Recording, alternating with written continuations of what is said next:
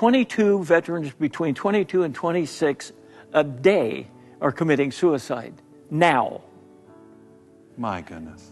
And so I am not qualified to be a counselor, not in any way, except if it's what's bothering them, realizes that if somebody can deal with you that's been there, it's much easier to deal with that person than if you've not been there, if you're a trained counselor. Well, I think two of the most powerful words in ministry is me too. Yes. And you can say to them, me too. Yes. And describe it. That's exactly right.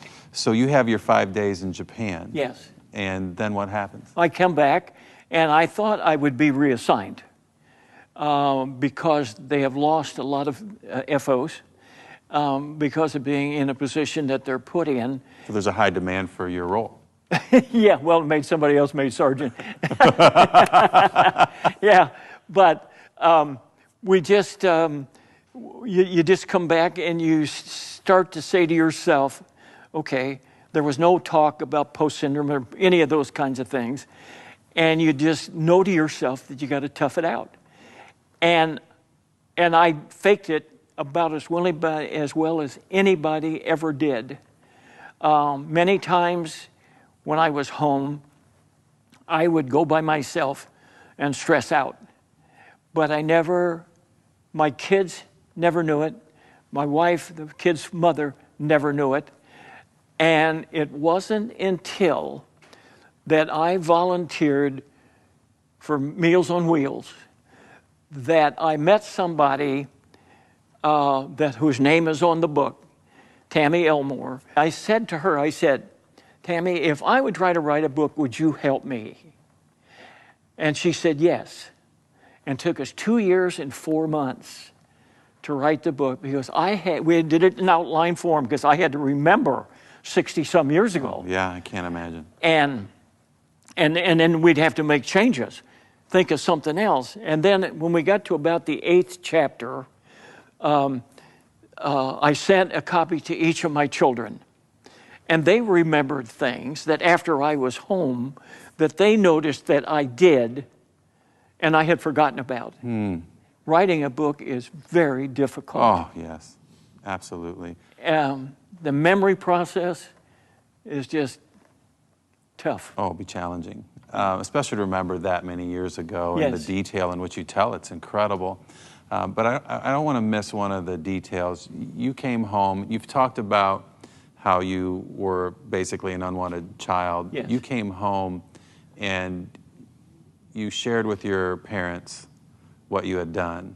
I'd like you to describe that Well, day. what happened on that deal is, number one, when I came home, I went to where I had left, and they weren't there. They had moved? They had moved. And you had never received a letter from them the whole No. time? No care package, nothing? No. How long were you in Korea? Or away 19 overseas? months. 19 months. And you never received anything from them. And I think Helen sent you the only... Helen, the gal that helped me near the end and during my adolescence, would send me letters. Yeah, she's the only one. Yeah. Okay, so go on with your mom. Yeah, so I came home and took the boat back, unfortunately, north route again, went into Seattle, took a train, got into Chicago area and taken to the camp. How did you feel at that time physically? I assume you're not in the greatest of shape. You Well, healed up no, a little bit, but yeah, I looked like a little bit of a skeleton and things like that. I still had bruises on my face. I had a picture taken of me when I stand, and you could see the bruises, from getting hit and things like that. But I didn't pay much attention to it, and I had a cut across here, eyebrow. 2 mortar shells went in here, one in my leg, and then up my thing that they stitched up in a MASH hospital. And now, you also had 31 removed before you came back, right? well, yeah, they sanded that off. They did that in Korea. And they did that because if you were caught again and they saw the 31 tattooed, you would be killed. They would say, I'm an escaped prisoner. And they would kill you. probably executed you. And that was more painful than receiving the tattoo by far, I guess, right? Yes, it was. Okay. Yes. So you're sanded, you're wounded, you got a little bit of everything going on, and you're at the camp in Chicago. So anyway, so I got home, and I was pretty proud of myself and things like that. And so I found out where they had moved. A lady on the second floor of where I had left said, I think 71st in Maryland. So I went to the corner of 71st in Maryland. In Chicago. Sat on my duffel bag and waited. And about 4 hours, because I had no address or anything, my sister and my mother came around the corner a block down. And they knew that it was me because I had a uniform on and a duffel bag. But there was no excitement like, I'm glad you're home or anything like that. They just accepted the fact that I was home, and so went in, and that's my now home. And so my dad came home later, and not with very much conversation. And on the second day that I was home, my dad and my sister left for work, and my mother said to me, I want to talk to you. And I said, okay. So she went to a thing and took out a letter that had not been opened from the Department of the Army. And she said, what's this all about? And I opened it with her help a little bit. And I said, it's just a letter from the Army telling you that I was being held MIA, and that the Army recognized it and sent it to you. She had never read it. Do you understand why? I would think that most moms would just tear that thing open right away. Oh, yeah. And she didn't open it, and neither did she share the letter with my dad or sister. So she started talking, and she said, you were a prisoner? And I said, yeah, we were held. She said, well, how did you get here? And I said, well, we planned and planned and planned, and eventually we came up with a plan that we could escape and get to friendly forces. And she said, well, how did you do that? How did you get away? I said, well, we had to disable the guards, and that allowed us that time to escape. And she said, what do you mean that did you disable the guards? And I knew right then I was in a box. And I said, we had to kill them. And she just looked at me and she said, did you have any part in that? And yes, I said, yes, I had a major part in it. And she said, there is no room in this house for a killer. Pack and get out. Now, were your parents religious? Cult-wise. And so that's how they tend to divorce love. Yes. From their actions. Yes. My sister seemed to be the recipient of all good things. And I suppose a family struggling to do that has some emotion to deal with and things like that. And I will tell you that I have forgiven my mother and father. And I don't know where they're buried, and I don't know when they died, but I have forgiven them. Wow. So you're asked to leave the house. You're rejected by your family. And yes. Where do you go? I went back to Fort Sheridan, that I couldn't remember a minute ago. Went back to Fort Sheridan and took my duffel bag, and I emptied it on my bunk. And because I picked up a few things, but there was in the apartment, there was nothing mention my name or in the service or a gold star hanging in the window or any of those types of things. But what happened is that I dumped this stuff. I looked over, and there was a little fake 10-cent store flower pot with a flower in it that I had gotten my mom when I was 7 or 8.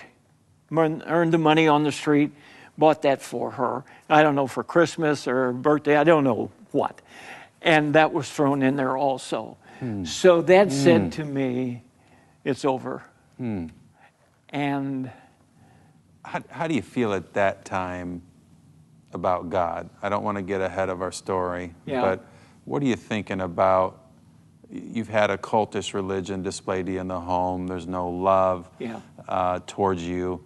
Are you thinking about God at all at that moment and how it relates? In fact, how He relates? I came to the opinion and revelation that my life had been directed by a higher power, presenting me with all of these different things to make me tough enough to make it through the prison camp. What a perspective that is. What a perspective that is. Yeah. That is incredible.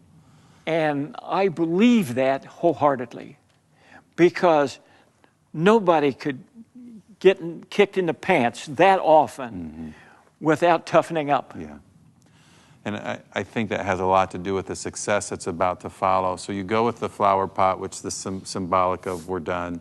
And do you find Helen? Yes. I called Helen and I asked her if I could come and stay with her in Indiana. And she said yes.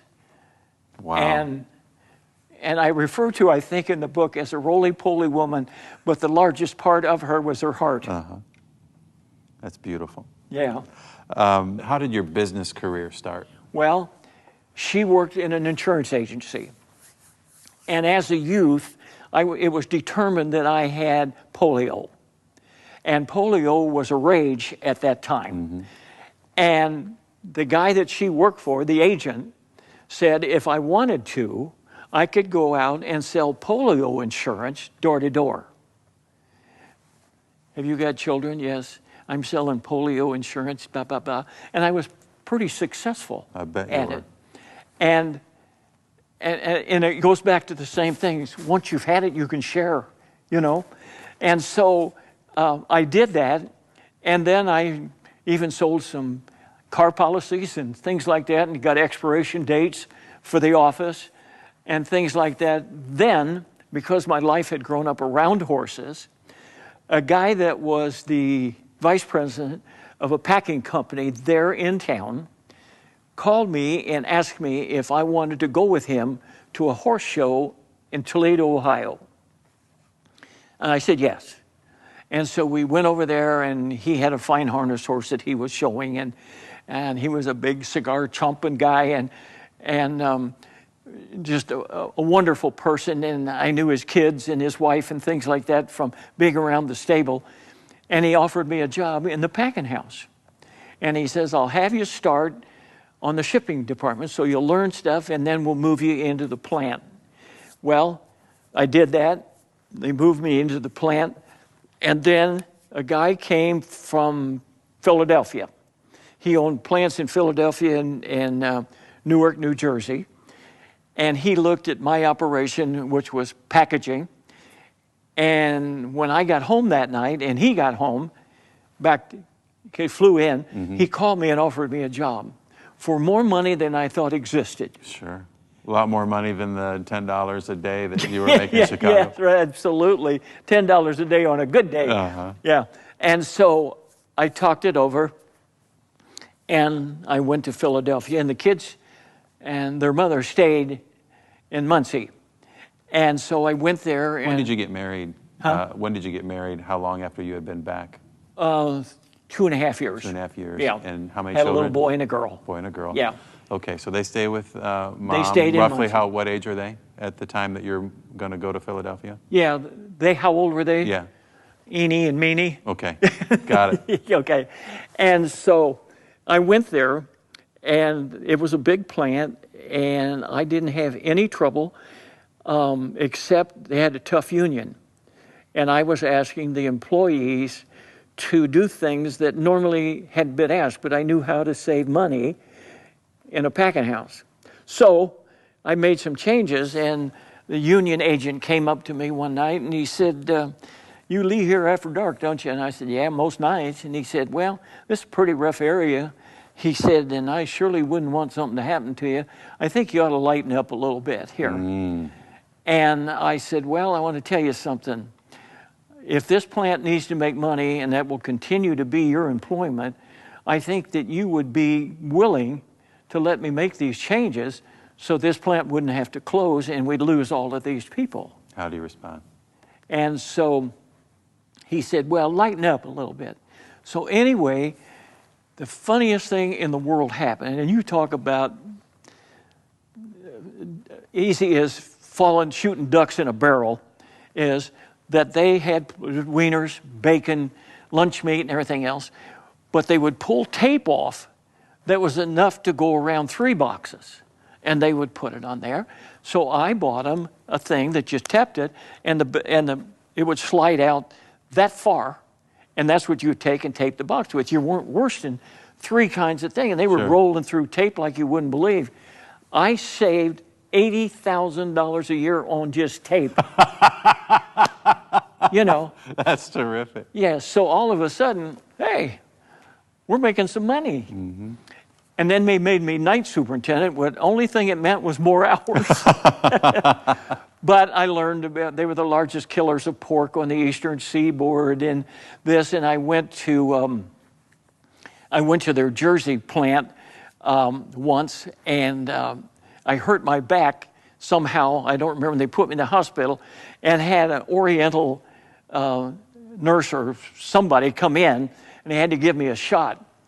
And lo and behold, with my experience with Orientals and their needles, he broke the needle off in my arm. Oh, my goodness. And he goes, "So sorry." And I thought, I will never forget that word, "so sorry." But anyway, they had to make a little slit and get a magnet and pull the needle out. But it was just one of those things in life. Yeah. You know. So how do you end up coming back to Indiana?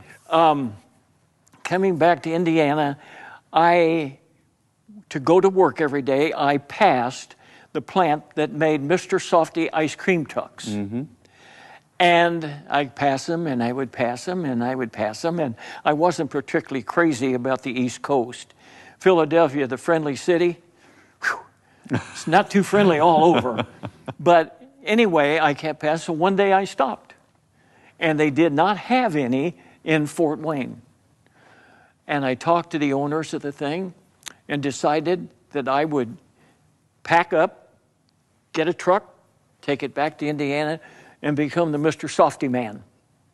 And then I added another truck and hired a driver, then another truck, and then had drivers for them. And to protect their winter, I would, every time they would go out and they had a certain goal to meet, every time they went over the goal, I put money aside for them. So when October came and the winds started getting chilly, I paid them so much a week. Beside the fact, I opened Christmas tree lots for each of them. Oh, my goodness. You diversify. Well, no, I didn't. I bought it for them. Right. And they could sell them and make the money, plus what I gave them. They could get through the winter, but I had drivers for next year. So it worked out for me. So they had me. Mr. Softy was a machine of soft serve ice cream or in the truck, or was it a packaged? No, milkshakes, banana splits, sundaes, everything. Yeah. Then I even put sandwiches on it and had them stop at businesses where the people would eat their lunch outside. And I put a sign on the side of the doors, sandwiches, ham, lamb, ram, mutton, bull beef, and bear.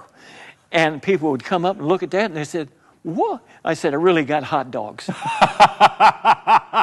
So anyway, combined with the ice cream, I sold hot dogs, you know, until the afternoon, and then I'd go through the routes and do a thing, and then people would be standing on a corner waiting for me to get there, and at night I'm all lit up, and, you know. You build quite a business. Yeah. Yeah. I had 3 trucks, and then when I left that, I let the drivers have the trucks. Oh, my goodness. To make a living for themselves. And what did you leave that to do?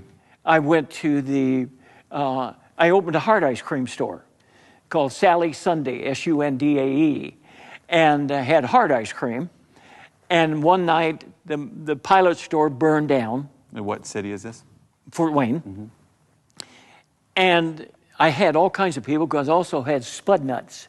Have you ever had a spud nut? I don't know. It's a donut made out of potato flour. I don't know if I've ever had one. Oh, out of this world. But I had them. And they would come in and get their coffee and a spud nut. And so I supplemented the ice cream part too. And so the pilot store caught on fire. And I was worried about the lady that came in and made the donuts early. And then a person from the Central Committee came up, and it was when they took the licensed branches out of politics. Indiana State Republican Central Committee. Yes, yes. And they said, "Would you take care of the operation here in town?" And so the thing had burned down. The other stores were self-supporting.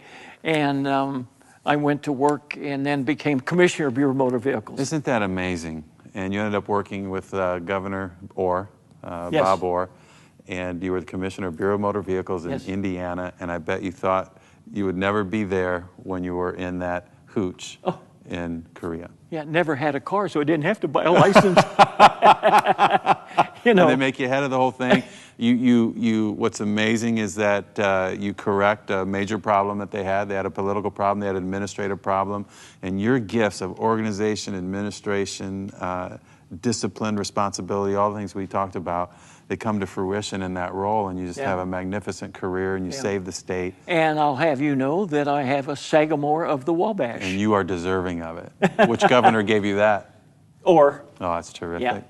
Yeah. Along the way, your marriage ends, correct? Yes. And you meet a lovely lady. Yes. Through the Bureau of Motor Vehicles, I think. And that's Jackie. Well, actually, her dad begged me. She's listening. I'm in trouble. She's holding her eyes. No, yes, she was that, but I was the commissioner, so I couldn't date her. That just wouldn't have been proper. So I waited till I left, and then I took her out for her birthday to a Taco Bell. Oh, you're a big spender. Oh, yeah, I was a big spender. Took her to Taco Bell for her birthday. Whew. And love at first sight and first bite there at the Taco Bell, and, and you end up getting married. Yeah. I want to get to the ultimate part of your story. And you're writing the book, and I think you're sharing it with your insurance agent, Gary Lehman. Yes. And he, probably under the power of the Holy Spirit, but not really thinking about it consciously, he told me it just came out of his mouth that it's missing a chapter. And you said, what's that? And he said, the chapter where you surrender your life to Christ. Mm-hmm. And you hear that conversation, you hang up, what happens in your life? Well, it was kind of everything, the knobs turned, and you realize the importance of so many different things. And you knew automatically that if you didn't hold hands with something, there's no survival. And what a better person to do that with Christ.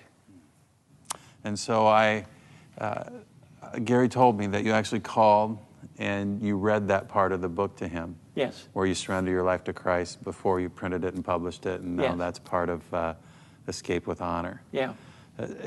Your story is just amazing to me.